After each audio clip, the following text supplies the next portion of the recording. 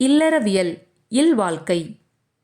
இல்வாழ்வான் என்பான் இயல்புடைய மூவர்க்கும் நல்லாற்றின் நின்ற துணை. இல்லறத்தோடு கூடி வாழ்பவன் என்று சொல்லப்படுபவன் இயல்பாகவே தன்னை சார்ந்திருக்கும் பெற்றோர், மனைவி, மக்கள் ஆகிய மூன்று திறத்தார்க்கும் நல்லொழுக்க நெறியில் நின்ற சிறந்த துணையாக இருப்பவன் ஆவான். துறந்தார்க்கும் துவாதவர்க்கும் இறந்தார்க்கும் இல்வாழ்வான் என்பான் துணை. பற்றுகளற்ற துறவிகளுக்கும் பசியால் வாடுவோர்க்கும் பாதுகாப்பற்றவர்களுக்கும் இல்லற வாழ்வு நடத்துவோரே சிறந்த துணையாக இருக்க முடியும். தென்புலத்தார் தெய்வம் விருந்தொக்கல் தானென்று ஆங்கு ஐம்புலத்து ஆறு ஓம்பல் தலை.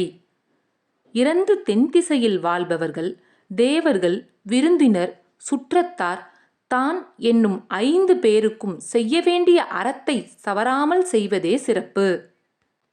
பழி அஞ்சி பாத்தோன் உடைத்தாயின் வாழ்க்கை வழியஞ்சல் எஞ்ஞான்றும் இல்.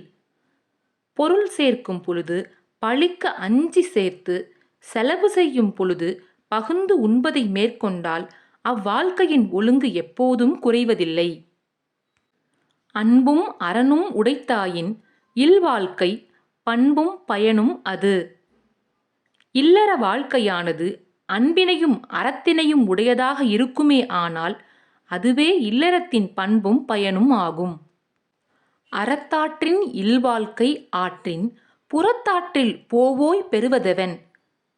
ஒருவன் அறநெறியில் இல்வாழ்க்கையை செலுத்தி வாழ்வானே ஆனால் அத்தகையவன் இல்லறத்திற்கு மாறான பிற வழிகளில் போய் பெரும் பயன் என்று எதுவும் இருக்காது.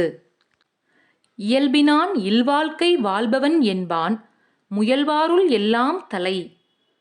இல்லறத்திற்குரிய இயல்புகளுடையே இல்வாழ்க்கை நடத்துபவன் ஆசைகளை அடக்கி வாழும் துறவிகள் எல்லோரினும் மேலானவன். ஆற்றின் ஒழுக்கி அறனிழுக்கா இல்வாழ்க்கை நோற்பாரின் நோன்மை உடைத்து. மற்றவரை அறநெறியில் ஒழுகச் செய்து தானும் அறம் தவறாத இல்வாழ்க்கை வாழ்பவனுடைய வாழ்வு தவம் செய்பாரை விட மிகச்சிறந்த வல்லமை உடைய வாழ்க்கையாகும்.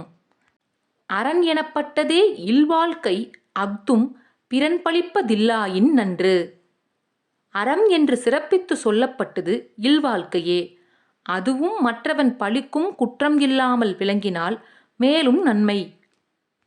வையத்துள் வாழ்வாங்கு வாழ்பவன் வான் உணற்றையும் தெய்வத்துள் வைக்கப்படும். உலகத்தில் வாழ வேண்டிய அறநெறியில் நின்று சிறந்து வாழ்கிறவன் வானுலகத்தில் உள்ள தெய்வங்களோடு வைத்து மதிக்கப்படுவான்.